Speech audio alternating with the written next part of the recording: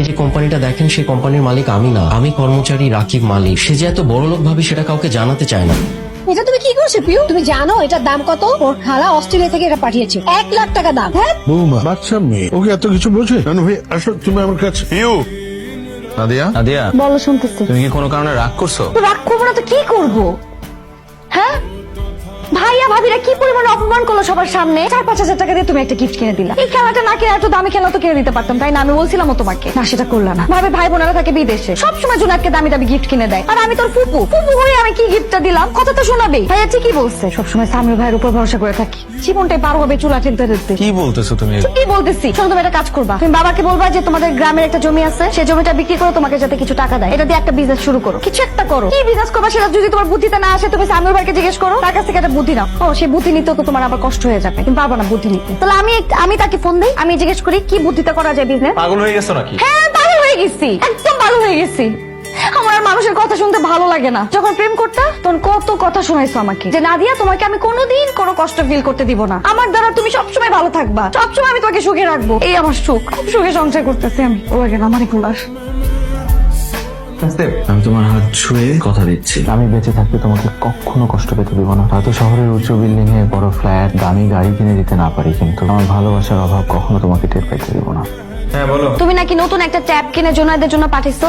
পাঠাইছি তো। কেন, কি হয়েছে? কি হয়েছে মানে? তুমি টাকা কোথায় পাইছো ট্যাব কেনার? আরে টাকা সামিউল দিছে, কালকে ঘটনা শুনে ও খুব রাগ করছে, বললো যে খেলতে গিয়ে ভাস্তি একটা জিনিস নষ্ট করে ফেলছে, এর জন্য এত কথা শোনানোর কি আছে? এটা ওর খুব খারাপ লাগছে। আমি জানতাম এটা সামিউল ভাইয়েরই কাজ হবে। তোমার বন্ধু ভাগ্য দেখলে যে কারো হিংসা হবে, কিন্তু একটা দুঃসংবাদ আছে। দুঃসংবাদ? ভাইয়া তো মহা বিপদে পড়ছে। ওই যে চায়না থেকে কি নাকি ইম্পোর্ট করতে চাইছিল, এই জন্য তো বাড়ি মর্গেজ লাগছিল। তারপর তো সব প্রোডাক্ট এই কাস্টমসে নাকি আটকায় রাখছে, কন্টেনার নাকি কিচ্ছু বাইর করতে পারতেছে না। তুমি জানো 6 কোটি টাকার প্রোডাক্ট ছিল ওইখানে। তুমি বুঝতেছো ব্যাংক থেকে কত পরিমাণে প্রেসার আসবে? আমি শুনলাম ভাইয়ার নামে নাকি তারা মামলাও করতে পারে। মামা মামা কি হয়েছে মামা? কি হয়েছে পিউ? ওর সমস্যা খারাপ লাগতেছে।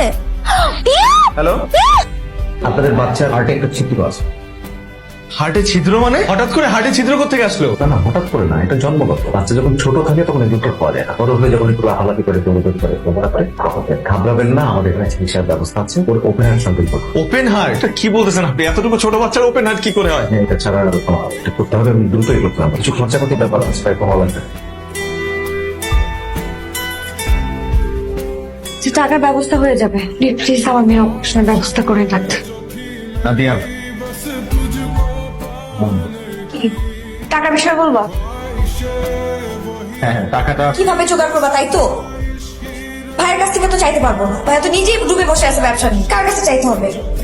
সামিউল ভাই আছে তো, এক সামিউল ভাই, তার কাছে চাইতে হবে, তার কাছে চাইতে হবে। না, আমি তুমি কি চাইতে পারবে না তাই তো? লজ্জা লাগবে তোমার কাছে চাইতে, তাই না? আচ্ছা চাইতে হবে না, এমনি সময় তো সবসময় চাও, সবকিছু করো তাকে দিয়ে। এবার আমার মেয়ের অপারেশন তুমি চাইতে পারবা না, ওর চাইতেও হবে না। তোমার যদি এতই লজ্জা লাগে, এতই যদি তুমি কিছু করতে না পারো, আমি দরকার তার সাথে কথা বলবো।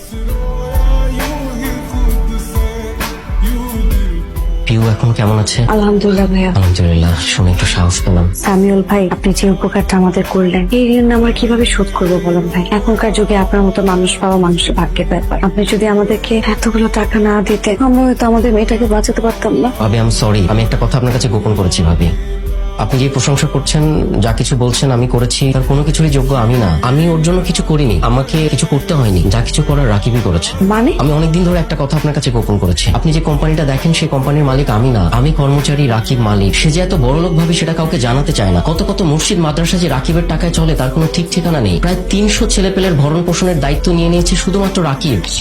বলছেন সামিউল ভাই রাকিব এগুলা? এটাই সত্যি, আপনার কাছে বিশ্বাস নাই হতে পারে, পুরো পৃথিবীর কাছে অবিশ্বাস্য লাগলেও এটাই সত্যি। কিন্তু ও আমাদের কাছে কেন লুকাবে? কারণ ওর মনে একটা ভয় আছে। ভয়? কিসের ভয়? রাকিব মধ্যবিত্ত জীবন চায়। ও মনে করে এত অর্থ, বিত্ত, বৈভব, প্রাচুর্য এই সবকিছু থাকলে ওর যে মধ্যবিত্ত জীবনের যেই লোক, যেই সুখ, যেই ভালোবাসা, পারিবারিক বন্ধন, খুনসুটি, এই সবকিছু হারিয়ে যাবে। কি সুন্দর করে আপনারা সুখ দুঃখ ভাগ বাটোয়ারা করেন, এই কিছুই আর থাকবে না।